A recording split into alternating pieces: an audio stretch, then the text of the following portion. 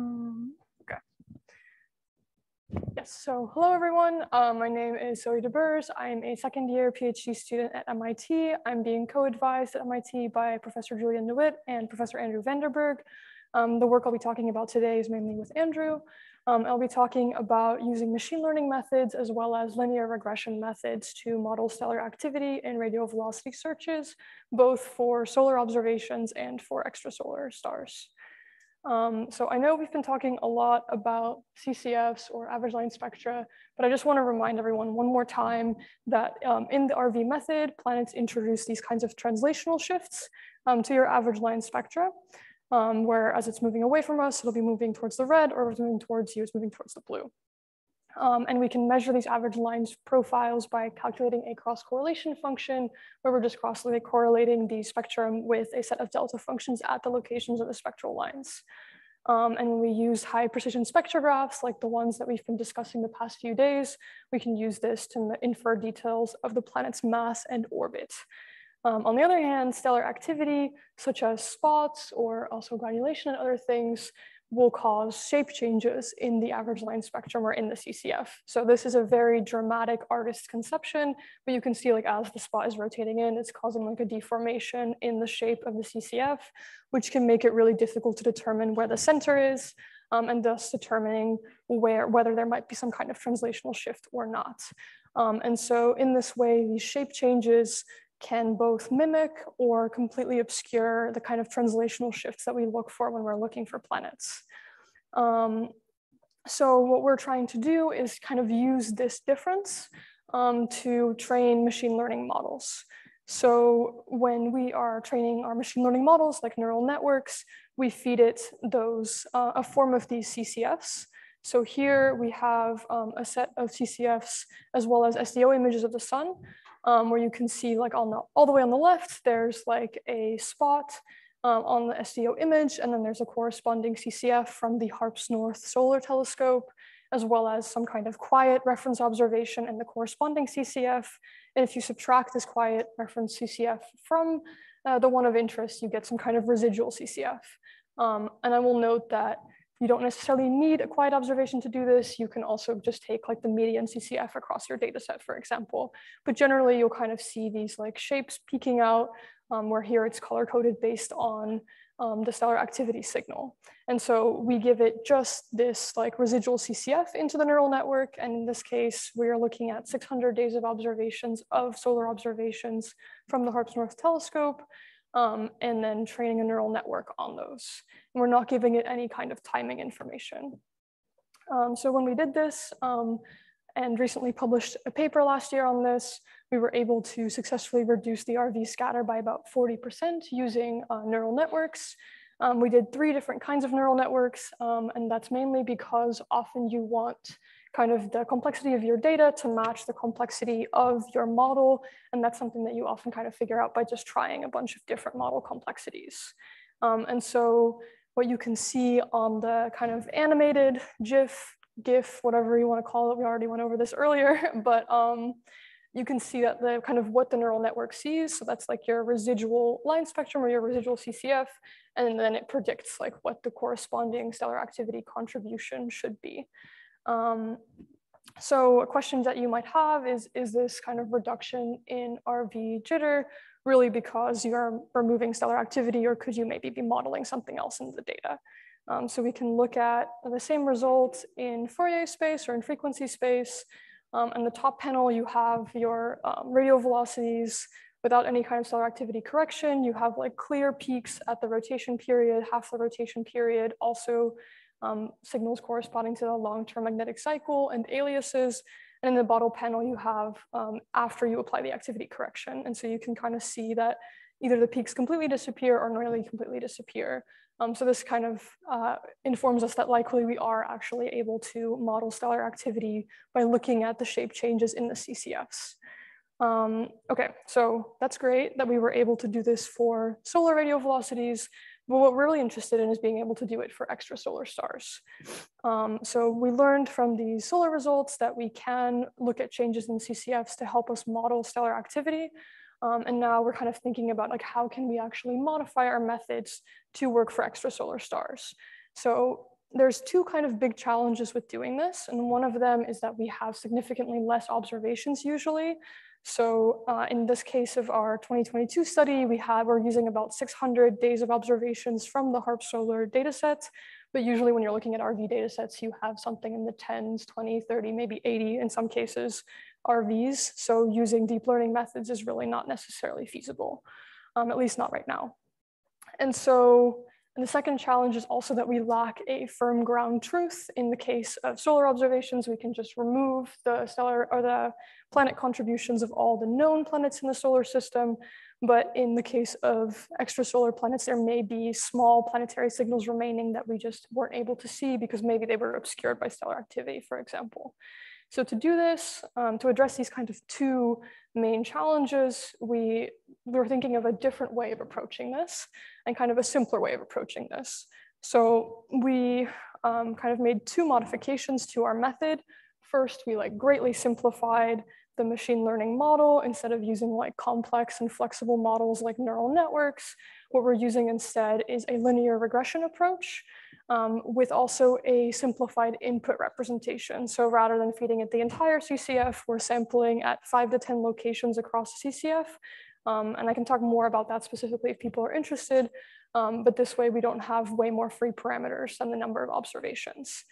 And essentially what this is doing is sacrificing some fidelity in our stellar activity correction model in exchange for being able to apply it to a much larger sample of stars where maybe we don't have as many observations in some cases. The second modification that we made is that we are simultaneously modeling the planet signal and the stellar activity. So we are fitting for a Keplerian, which you can kind of see in the orange visualized in this pipeline, as well as the CCFs in the pink. Since we cannot a priori remove all the planetary signals that may be there. And so we must fit for those remaining signals. So we applied this to a test case of K2-167b, which is a bright star that was observed by K2 and also is seen to transit in TESS, as you can see here. So K2-167b or K2-167 is an F7 type star, and the orbital period of the system is 9.98 days. They started observing the system with HARPs starting in 2016, but even with some of the state-of-the-art methods like Gaussian processes, they weren't really able to get a mass out. And so we wanted to see whether our approach of this simplified linear regression model might be able to help. So what I'm showing on the right are these residual CCFs for two different data reductions from the HARPS DRS. I know that they look quite different, but I promise you that regardless of which DRS version we use, we get consistently the same mass estimates and same results. But yes, we're still kind of trying to understand further why they look so different visually. So when we apply our linear regression model to either of these two DRS versions, we are able to get a significant detection. So here I'm showing after the stellar activity correction, the phase folded RVs using 5 CCF parameters, which we optimized kind of looking for which ones are most significant across the CCF using MCMC. And so with this 3.5 sigma detection, we were able to effectively reveal the mass of K2-167b and found that it's about 6 times as massive as Earth and about twice as large in radius as Earth. Obviously, this is not an Earth-like composition, but it does kind of show that this generally, this method can generally work and reveal masses of previously hidden systems. Something else we've been thinking about a lot when looking at this is how can we actually compare this method to more traditional methods like using the full width half max or bisector, or for example, using activity indices like the S index, H alpha, sodium doublet, etc. So what I'm showing on this plot on the right is comparing, if you don't use any activity model in the known case on the x-axis, using 5 CCF parameters, using 5 CCF parameters and activity indices, or using some combination of CCF parameters like full width half max contrast, etc. But what we really wanted to do with this plot is not just show what's the reduction in RMS compared for all these methods, but also are you actually preserving the planetary signal? So is your estimated semi-amplitude and its significance changing depending on which method you're actually using? So that's why I'm plotting both the estimated semi-amplitude and the scatter changes. Because I feel like this is something that we as a field, sometimes we just look at the RMS reduction, and that's often not a good enough indicator of making sure that you're actually preserving planet signals as well. So I'd be happy to talk more as well if people have like different ideas of visualizing this, but this was kind of our attempt at this. In addition, we are interested in kind of adding additional ways of having scatter metrics. So usually people will just report like the raw scatter, and then like after they do the stellar activity correction, like what the kind of activity corrected scatter is. So that's like the first and the second one, which are plotted like in the dark blue for like the no stellar activity model, and then the lighter blue for the activity corrected scatter. But in addition to that, we were thinking about, well, how can we also account for the fact that there can be planetary signals remaining, which, you know, a really low RMS could be indicative of actually removing planetary signals. So instead, what we're calculating as well is the unexplained scatter, which I'm calling it, which is like the standard deviation of the HARPS radial velocity minus the stellar activity contribution for that RV minus like the planetary contribution of the modeled planets. And so we kind of get a different scatter metric that hopefully doesn't penalize models that preserve planet signals as much. Okay, so this is kind of some things we've been working on. Now what we're really hoping to do next is modeling these CCFs across the HR diagram. So we've been starting to look at a whole bunch of different systems. Most of them are from HARPS North. Some of them are also from the Express systems as part of Lily's work. And I'll just like quickly kind of like highlight a couple of them that we've been looking at and looking at some of the like patterns that we see in the CCFs. So one interesting one is these two are both F-type stars, an F7 and an F6, but nonetheless, the shape changes that you see in the residual CCFs are quite different from each other. We think that maybe this could be an inclination effect where one of them is maybe more pull on than the other one, and that's why you could see quite different residual CCF effects, but that's still something we're looking into.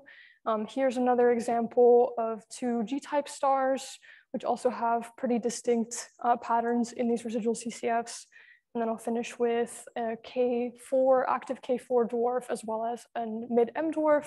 And what I'll point out here is that, you know, when one of these is centered around about -5 kilometers per second, and the other one at 0. But what you'll notice is that the kind of more negative, so the more blue ones are peaking for one of them, whereas for the other one, it's actually the opposite pattern. So this is kind of telling us that we might need to really think about creating kind of custom models depending on the stellar type and stuff like that.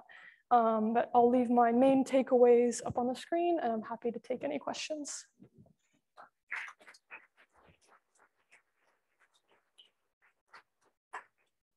Great talk. Any questions?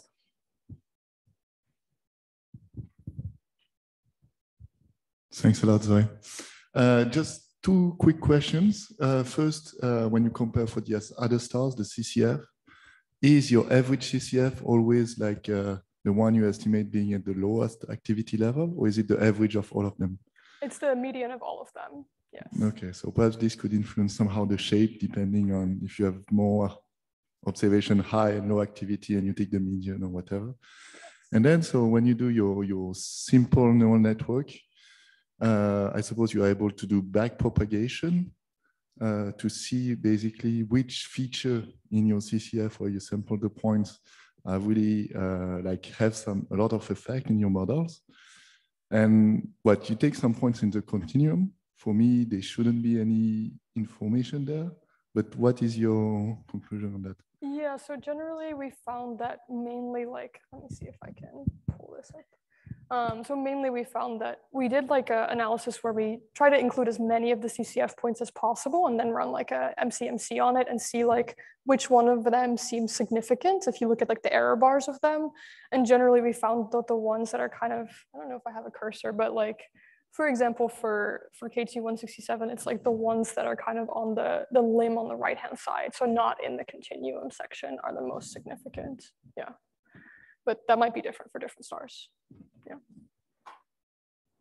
Unfortunately, we don't have any time for more questions, so let's thank Zoe again.